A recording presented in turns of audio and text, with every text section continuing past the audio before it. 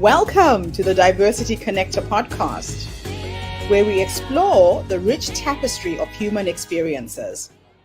I'm your host, Gertrude Mache, and I'd like to acknowledge the traditional custodians of the country on which we meet today.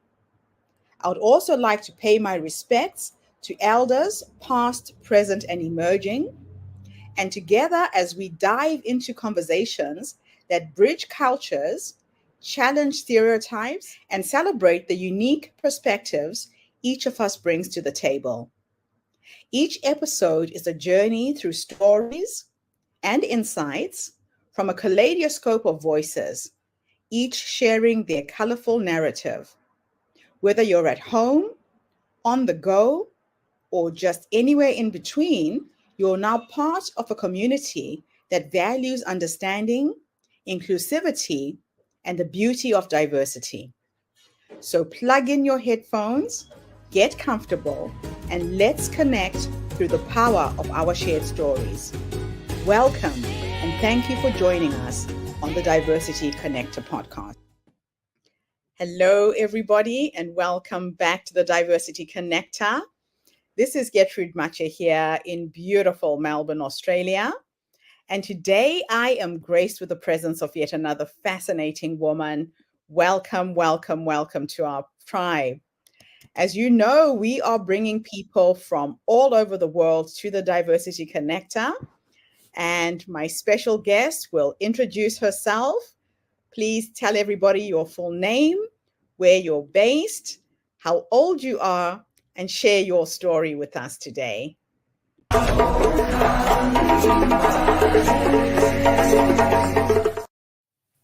Hello, everyone. I am Telecia Lindo-Johnson. And I'm based in this beautiful land of Jamaica, right? So in island in the Caribbean, Jamaica. And I'm 41 years old, right? And that's basic information about me. And Gertrude, I'm so grateful for this platform for having me here. I love the idea of this diversity connector. And when I think about the term diversity, it is exactly what describes who we are in Jamaica, out of many, one, people being our motto. And I am really great to even be on this platform to do something that I probably have never really done to this degree in terms of sharing my story. I have actually started to tell more people in the last decade of my life, but definitely truly grateful for the opportunity to speak about some great and even some uncomfortable stuff here.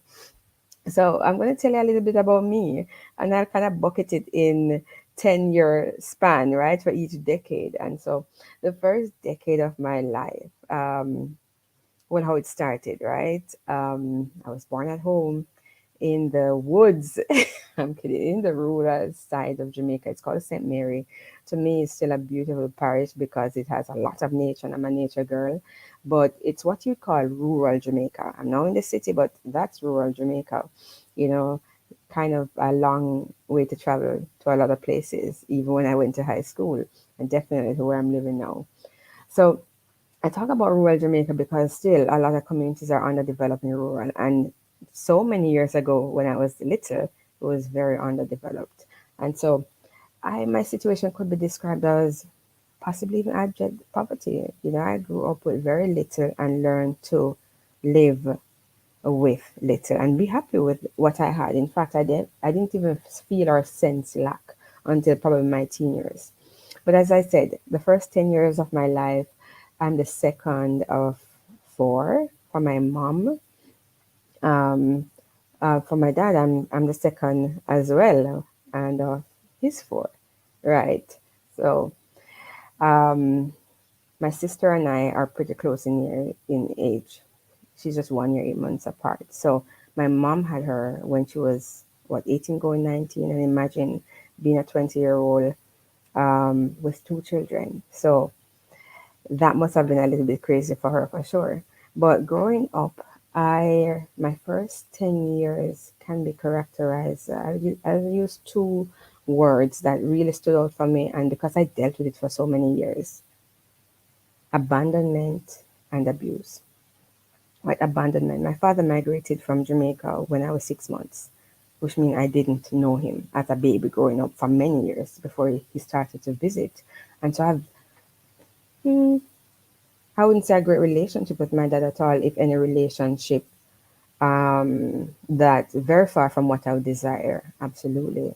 And so that abandonment is was the earliest reality, because I yearned as a child. I yearned for my dad. I wonder where he was. I wanted him to be around, um, and I would have had that desire for many years, right? So abuse, where did that come from? Abuse, I think from the age of 6, I can recall, maybe my first experience with sexual abuse. And as a child, that's very confusing, right? I never dealt with, I never spoke about being sexually assaulted as a child until I was 30. And so, oh, I mention abandonment and abuse because for a lot of years, I recognized I was building resentments towards my dad for abandoning me. In my book, his lack of presence caused me to be exposed to things like these. And so I would have struggled for many years to deal with that or to even embrace that reality. Nonetheless, up to 10 years, I'm still in, very primary education, and still pretty much has routine exposure to being abused. But I recall a lot of also just kind of adventure. As a young kid, I was adventurous. I loved to climb the trees, though it was dangerous. I've fallen many times, with serious injuries, but that was me. I was the spirit of adventure as a child. And so, outside of just that abuse and abandonment, I also was an adventurous kid. Now, let's talk about the next decade, right? 11 into 20.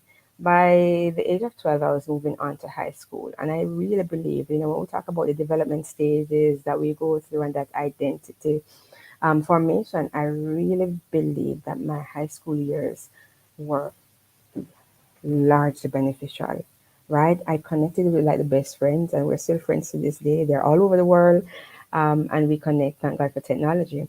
And so they became a really positive force in my life, to even help pivot out of some of the things that I would have been struggling with or just not exposed to. From a just kind of big picture thinking, big dreaming thinking. I think I was dealing with a lot of things that it wasn't normal, you know. Although the more I play in the field that I'm playing in now, I recognize we all had our trauma story growing up as kids. So high school for me was exciting, right? I opted for opportunities to go on camp. I connected with my friends. We hung out. I boarded for most of high school. So that being away from home really helped to keep me safe or out of situations to be abused as frequently, though it did continue up to the age of 16 when I fought literally for the end of it. I literally fought physically for it to end, and I feel like, and even though I fought through that, I still kept it silent. It was my shame, it was my thing to deal with. And as my psychologist at the time of 30 referenced it, it was my monkey on my back, my burden to take.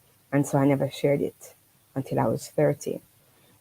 But outside of that period of 11 to 20, was great for me to gain some exposure, to see the possibilities, to hear other kids dream, and to see the potential for me kind of getting out of my community, and seeing the bigger Jamaica. So I got exposed, and my adventure went beyond my community and went into other parishes, and I really enjoyed every camping experience that we had. But I definitely found a lot about me. I was very empathetic. I was great at listening to others. I connected well with my friends, though I wasn't a big talker, well, to some extent, but I wasn't using my voice to really express myself during my high school years. Um, but I know a lot of positive connection through my friendships really helped to shift a lot for me. Then by 21 into 30, now this is like going to college, starting my career. And I believe I have a complete mantra for education. I believe in education. I know that a lot of things has been going on social media talking about, how the school system can sometimes block our creativity.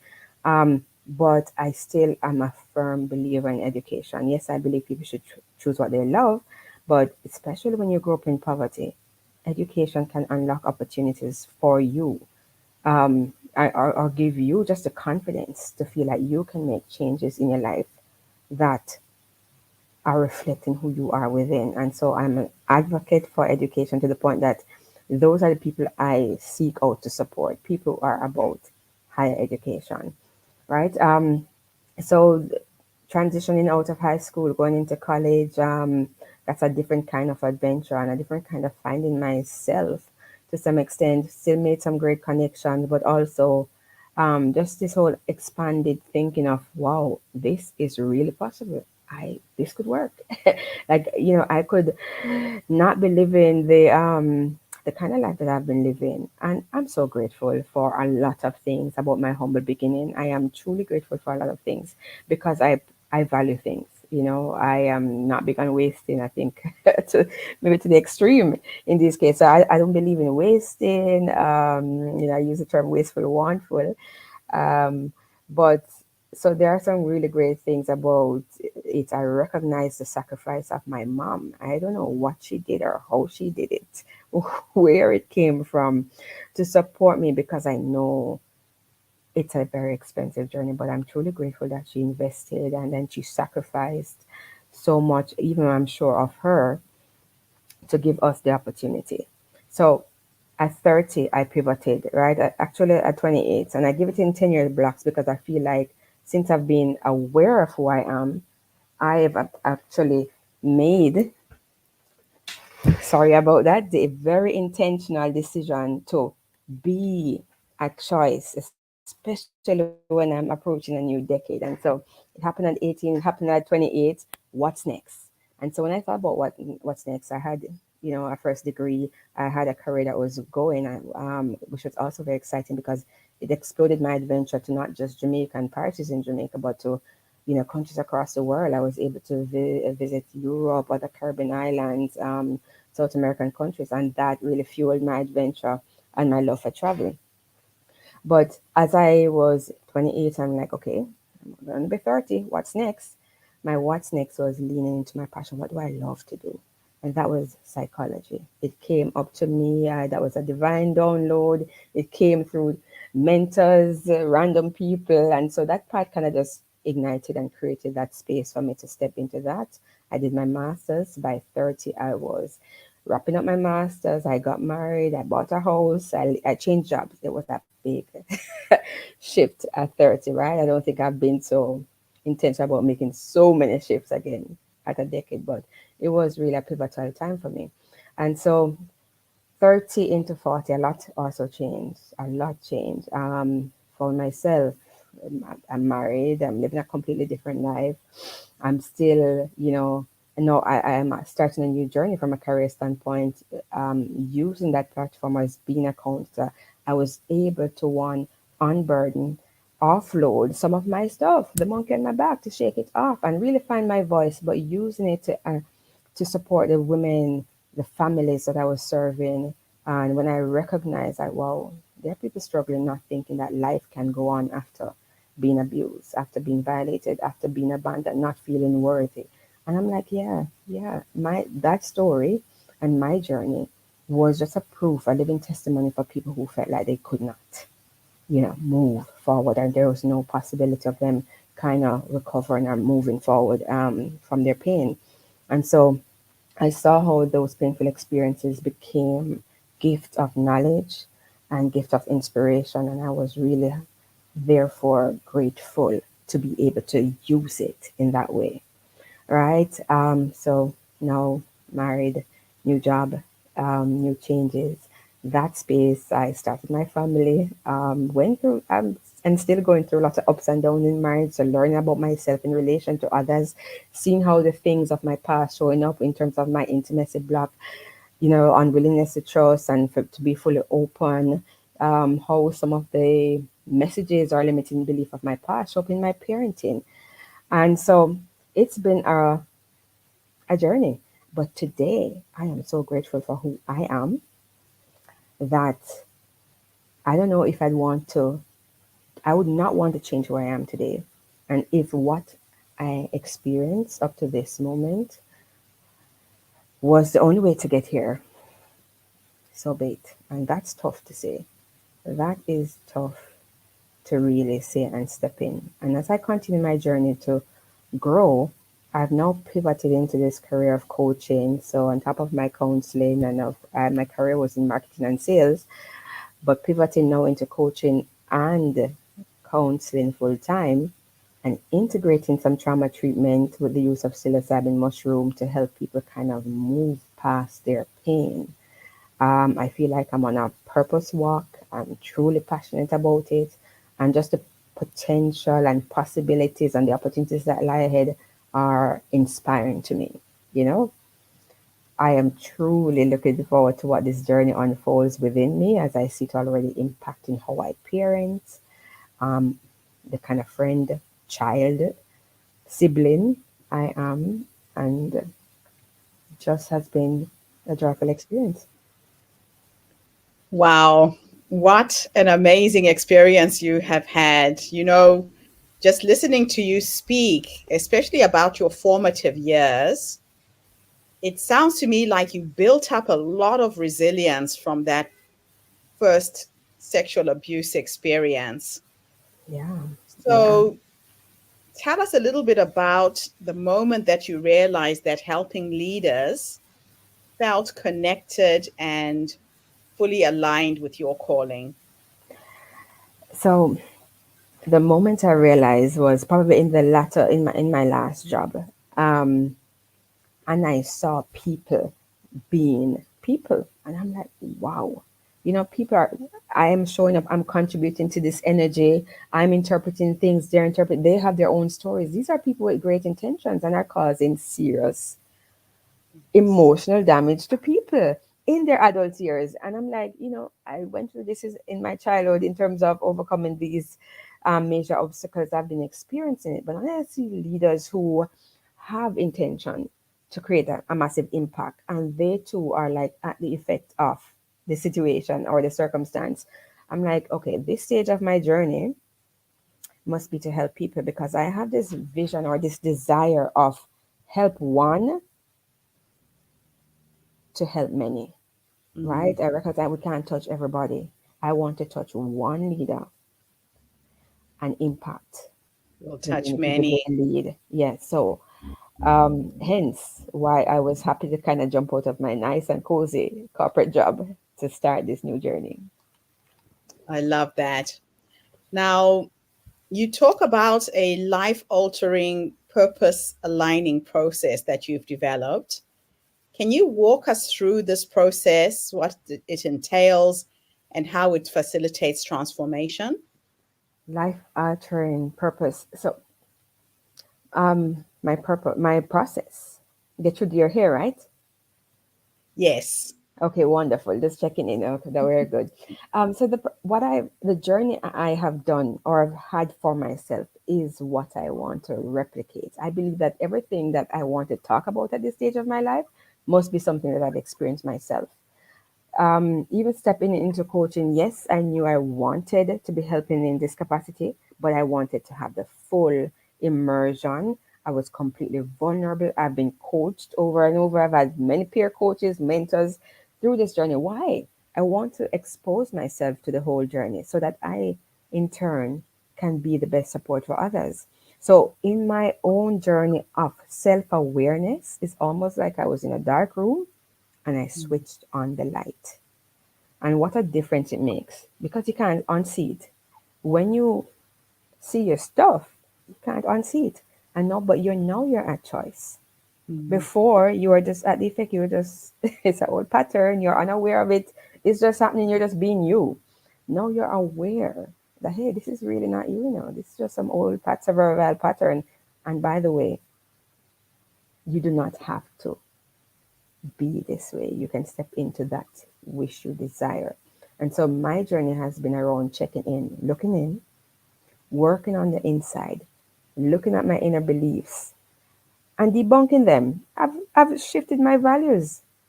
One of the simple but most powerful value, right? I recognize that my value for respect was number one. Right. And it was like that because it was how I was raised. From my grandmother and my mom, I was like, be respectful, you know. Yeah. We probably grew up in the time of children must be seen and not heard, kind of Good. thinking. So very old school, but in the sense about respect was a big deal for me. So I was not the one to publicly embarrass anyone. I was not gonna, you know, I've had clashes in previous relationship, and I'm not gonna meet you back because what you're doing to me is that I don't like it, and I'm not gonna do it to you. So I will do it behind closed doors, right?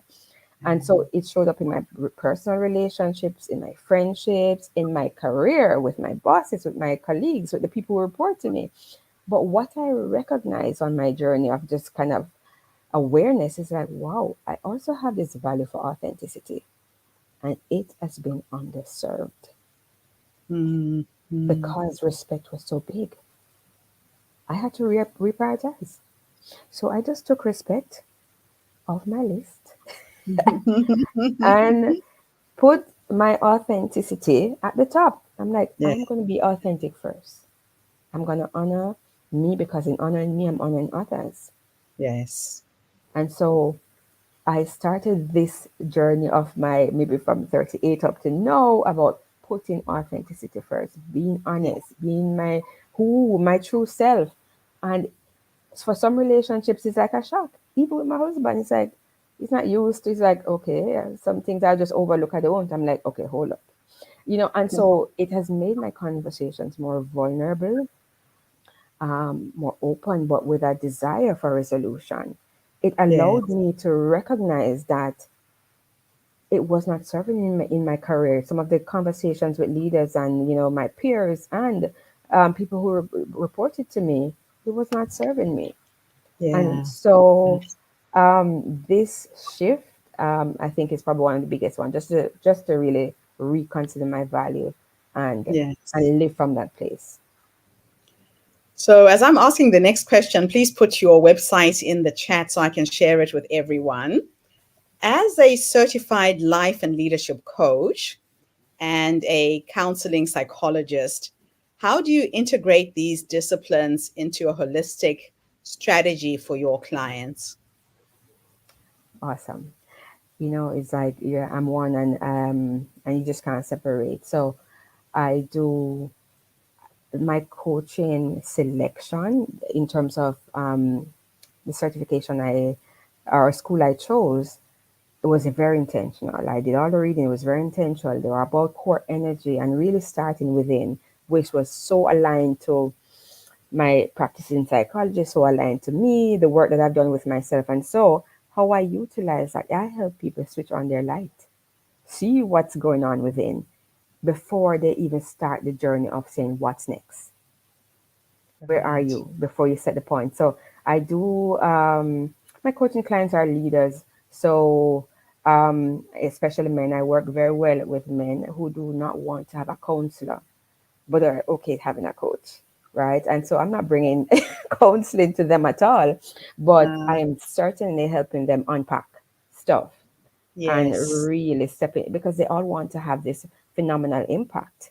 And so it's to help them connect the dot from the impact they desire or the impact they're having with the intention that they have. So making that kind of connection. So Yeah. it's really a process that where I create space, I mirror, I take them through different exercise and activities to allow them to do the same kind of values work, to allow them to do the check-in with the people in their community, and to take them on a journey of finding their own truth.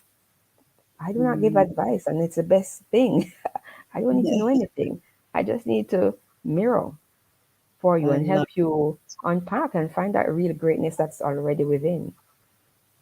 So, can you share a success story where you helped a leader transform their life and experience deeper fulfillment and joy? Yes, this particular client just popped in my mind, and let me talk about him. Um, he's a leader in his own. He's an entrepreneur.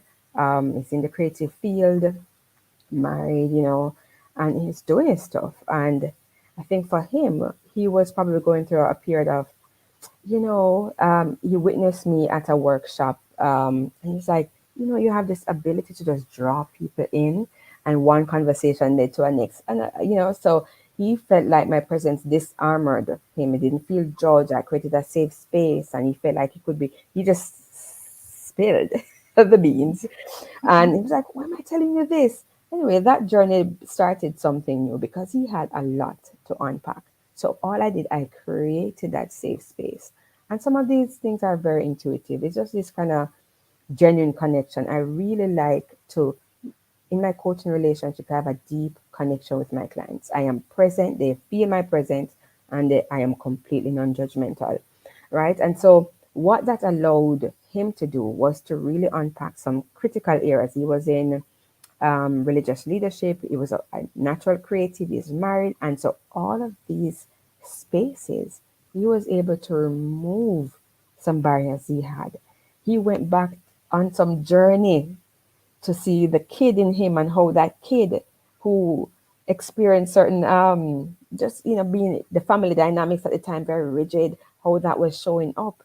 And so the truest testament to anything or any progress was when his wife said to him, "Whatever you're doing, keep doing it." Right? You're seeing the results. Whatever you're doing, keep doing Love it. And it. I'm like, okay, right? I Something is saw him working. making moves. Yeah, he was stepping in. He made big moves in his career, very intentional shifts. But when the person you're living with can see Not and experience it. that, Yeah, yeah, that's really where the magic lies.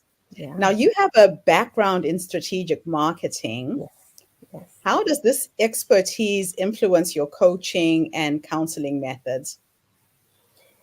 Gertrude, when I had my career in strategic marketing first and sales. So I was a lot in the data. I did a lot of research around understanding human behavior. And that was what I did in human behavior to drive the strategies to sell the brands I was selling. And when I Okay. pivoted to do my master's, and I'm like, boy, this is so different, but I'm leaning to my passion. This is what I want to do. And when I did it, I'm like, wow, this was hand in glove. This was hand in glove. It was still understanding human behavior, but at a much deeper level, and not to sell them anything, but to help them find themselves. And the same with coaching. So, in my mind, in my experience, I find out it has been, even though it's a pivot, it has not been a big shift because Yeah. I'm helping individuals create strategies, but I'm also helping companies because I'll go into companies and connect with their group of leaders and Okay. helping them create strategies for their leadership journey. So it may not be for marketing, but because marketing is all about driving consideration and creating an impact to shift, they are there on their own journey of creating the person they want to be, not a Yeah. brand, but their personhood and their impact. And so I really find a deep connection. I completely still enjoy, taking on a project to do a marketing thing or to do some exciting research. And but I feel it's so integrated that it doesn't even feel like a different shoe I'm I wearing. love Yeah. that. I love that. Now, let's end our interview with taking you back to the past, Yeah. back to that young girl who was just trying to figure out things in life. In case there is a young woman listening to this podcast who's had a similar experience to you Yes. and has never talked about it, Yeah. if you could go back to that young girl and give her three nuggets of wisdom, what would those three nuggets of wisdom be? One, I would say it's not your fault. This is not your burden to carry. It's not your sin. It's not your fault. Right? Very important. It doesn't speak to your worthiness, your ability to receive or give love. It's not your fault. The next thing I would say, use your voice. I've made an intentional decision to disconnect from that shame emotion, right? I don't want to experience shame. And shame only comes when you think it's, oh my God, what have I done? You did nothing. So use your voice. Let someone know. Do not suffer in silence. Break the silence. And there is someone, your story, out of your story. Sometimes out of our pain will birth our purpose. My desire to connect with people and to see people, to see through the stuff and see them, I was only able to do that because I knew I was putting on a mask for so many years. I buried a box. I was hiding so much. So I know there's more to all of us than what the eyes meet. And so I look deeper. No, I wouldn't have that ability had I not had that experience. So use your pain to birth your purpose. That is a beautiful end to this segment. Thank you so much for coming online today and sharing with our community. Your story is truly, truly inspiring. Thank And you so thank much for having me on this platform. And though, I'm like, yeah, I've been sharing it little here and there. It's so great to just kind of, it's so freeing. So break the silence on yeah, whatever the trauma is. Ask for help, and thank you for having me to great. share. Yeah. It's an absolute pleasure.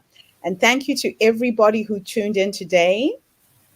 This platform is bringing you stories from people from all over the world, shining a light on past experiences, no matter how traumatic, can be overcome. So tune in again tomorrow when I interview yet another amazing guest. In the meantime, have a fantastic day, morning, or evening, wherever you are in the world, and bye for now. Thank you. And that's a wrap, everybody, on today's episode of the Diversity Connector podcast. Thank you for tuning in and being part of our vibrant and global conversation. I'm your host, Gertrude Mache, and it's been an honor to share this space with you, where voices from all walks of life come together to weave a tapestry of diverse perspectives. Remember, every story you've heard today is a thread in the larger fabric of our shared humanity. So, as you step back into your world, carry these stories with you and let them inspire you to embrace and celebrate the rich diversity around us. Don't forget to subscribe, rate, and review our podcast to help us share these inspiring stories with more listeners. Do follow us on social media by looking for the Diversity Connector podcast for more updates. Until then, keep connecting, keep listening, and keep celebrating the beauty of diversity. This is the Diversity Connector podcast signing off. Stay curious, stay open, and definitely stay connected.